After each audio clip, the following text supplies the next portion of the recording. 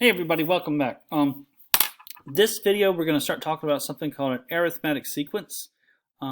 This is our first actual lesson that's going down the list of things we need to get done. And first of all, a sequence is a set of numbers in a particular order.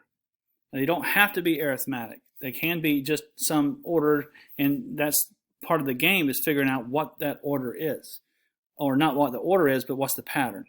The order can't ever be changed. So let me show you an example of what I'm talking about. We'll go to our home page real quick. This sequence playlist button, that list of numbers is a sequence. Now they're not separated by commas, but it is a sequence nonetheless. And it goes from 2 to 11 to 25 to 44 to 68. The sequence cannot be reordered, or it's a different sequence. All right, so it's a sequence is a set of numbers in a particular order, and part of our game will be figuring out what is the pattern of the sequence. Well, someone might say, well, this one grew by 9 to get to 11, then it grew by 14 to get to 25, and so on and so forth. Well, the question mark is, what comes after 68? So those are the types of things we want to discover with our sequences, or our study of sequences, and I've made some notes for us, so let's just get right to that so the video doesn't get too long. But all right, so here's our notes. Now, we have specific types of sequences in math that we like to study.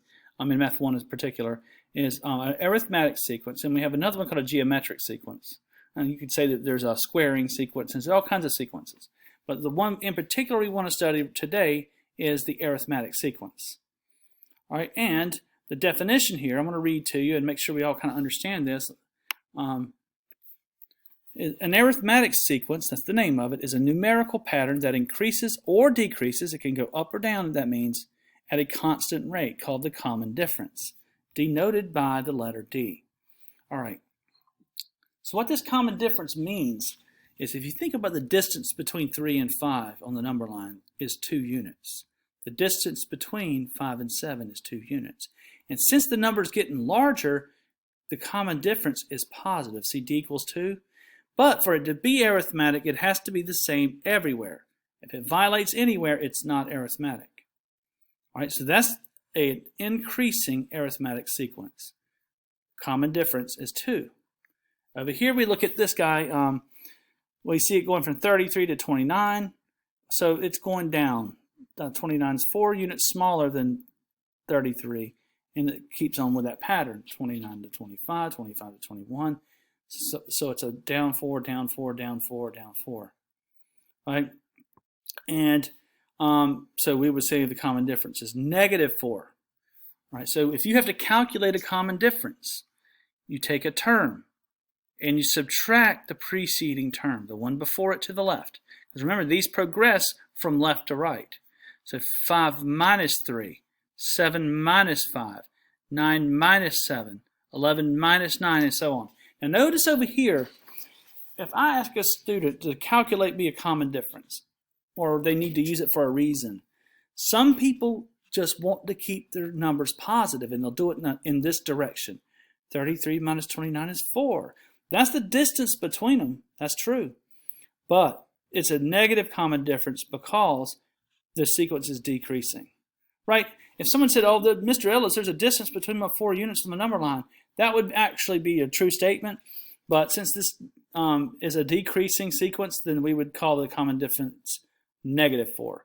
Because remember, we should always be able to add it to a term to get to the next term. In other words, I should be able to add -4 to 33 to get to 29. And if I add 4 to 33, I go the wrong way. Right? I don't get to my 29. Remember, we cannot reorder a sequence. I hope that makes some sense, because that's a common mistake people make. All right, now, real quick note here. These 3 dots are called an ellipsis, and what that means is there's more terms out here past it. In other words, it keeps up going and going and going. All right? And I highlighted that word down here for you. So let's get right to work here on a job we need to learn how to do. And like I said, this is an intro video. These sequences do get more complicated than that, but for the most part, we're just going to pick up a few skills here. And I think I got a SchoolNet assignment with 10 questions. It's not a big deal. If you watch this video, you should be able to make light work of it. So let's go right to work here. Determine whether the sequence is arithmetic. Well, that means we got to have a common difference the same everywhere.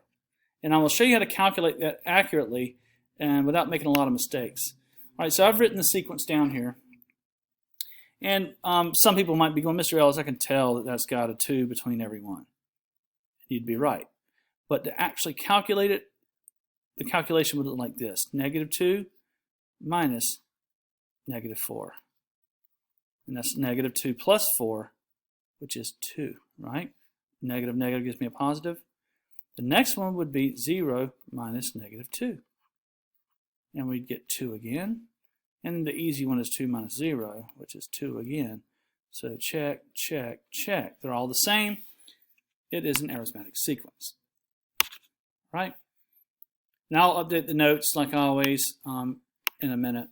After the video is done, I'll come in here and update these so you can have those for your written notes. And unless you just take notes as we do the video, well, that's fine too. Just pause it and do it that way.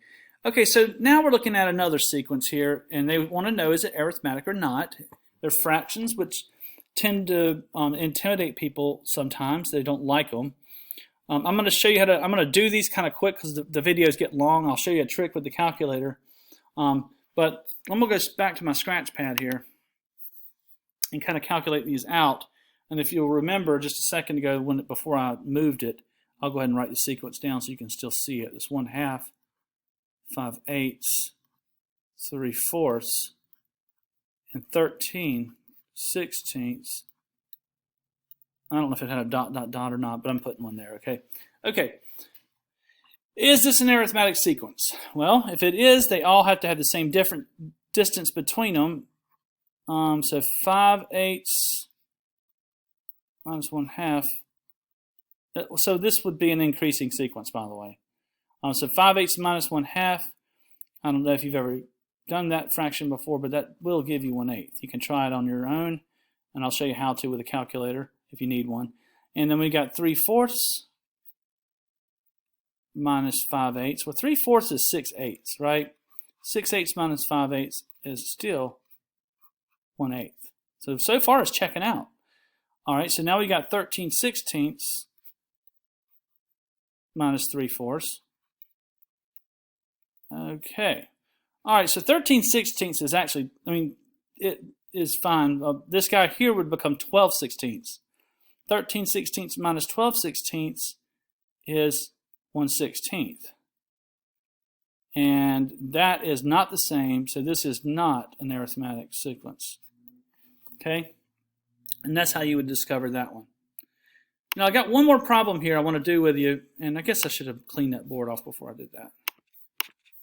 I got one more problem I want to do, and there's a couple like this in SchoolNet, and I wasn't going to do this one, but then I said, you know what, let's be, oh, no, this is a different one, sorry. This one will be a little bit different. It says find the next 3 terms of the arithmetic sequence. Okay, there are some of these in SchoolNet too, so that still is a true statement. But okay, so we've got what, 15, 9, 3, and -3. The question is, now they're telling me it's arithmetic, so I don't have to test it everywhere. All right, so if we got 15, 9,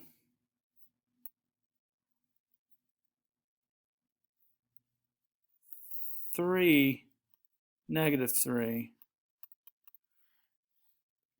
this is a decreasing sequence, so you better expect to get a negative common difference. Now, since we know it's arithmetic, and they told me that it was, you can take your common difference from anywhere you want. So find the easiest place for you to subtract where the numbers seem easy to you, and that would be, I mean, it's up to whatever you think, but what I'm sitting here looking at, to me, the easy spot looks like 3 minus 9. Right? I'm choosing to go right there. Right? And that gives me a -6. And let's test it. 15 plus -6, 9. 9 plus -6, 3. 3 plus -6, -3. Okay, that seems like it works. So I'm pretty confident that our D is -6. All right? Now they say they want the next 3 terms, but this guy's decreasing from left to right going this way. So really I want -3 plus -6, which is -9, right? That's the next term. Then we want -9 plus -6, which is -15. Then we want negative 15 plus negative 6. And that's your negative 21. So your next three terms would be negative 9, negative 15, negative 21. Right? They would be right here. He'd be next, then him, and then him. And that's how that would work. All right, this video is getting long, so I'm going to have to get this last problem in. I'm not allowed to go over 15 because of the tools I use, but I don't want to even go over 10. So this one's getting a little long, but this one right here won't take us long. All right, the last skill here is something that I found that we need to know, and this is in SchoolNet too. It says, identify an arithmetic progression given a context. In other words, they don't give me the sequence in a set of numbers, but they give me a context that is an arithmetic progression, and I need to determine the sequence. It says, write the first three terms of the arithmetic sequence. So they're telling me that it is, and let's see if it makes sense that it is. Okay, and this thing says, Jamal's odometer of his car reads 24,521 miles. Well, I guess it's in miles. It may be in kilometers. It doesn't say. Oh, it does. It uses miles right here. Okay. Represent Jamal's odometer with a sequence. If Jamal drives 45 miles every day. All right. If Jamal drives 45 miles every day, then this number will start to increase by 45 each day. So it'll have day 1, day 2, day 3, and it'll be a constant rate of change. So it is an arithmetic progression, all right? Or you can make it into an arithmetic sequence. So on the very first day, I'm assuming that his car has 24,521, all right? That's the day he starts it, I guess, or you can say that's day 0. After he drives it, it'll have plus 45, right? So we'd have a plus 45 here, and that gives us 24,566. Then we need another plus 45. And the next day it would have 24,611. And that is how you would do that one. Now, it would be interesting, wherever the reference of where you're starting can be an issue too. Like that would be initially day 0. This is after that day, right? And there's the next day. Or if that happened to be your first day and you're thinking, well, I need another day out here, you could add another 45. And I'm not sure that's real clear with this problem. Let me look at it again, see if that's going to be an issue. Drives 45 miles per day. Start. Represent Jamal's odometer with a sequence if Jamal drives 45 miles every day. I think we're fine with what we wrote. Be careful when you read those and think about what I just said. Oh, and one last thing I didn't show you. Up here with the fractions, this won't take but 1 second. I want to show you how to put a fraction in here, a quick shortcut. If you use alpha, y equals, there's a template that comes up right there, and it helps a lot with fractions. Oops. Anyway, you have to use your arrow keys to get out of that template, and you can just, I don't know, do something like that, and well, I can't hit the enter button. There it goes. Anyway, that's a shortcut for fractions. Anyway, I hope this video is helpful. I know it got a little bit long, so that's it for the week. So that's your last one. Do your SchoolNet, and you're done. Thanks for watching, guys.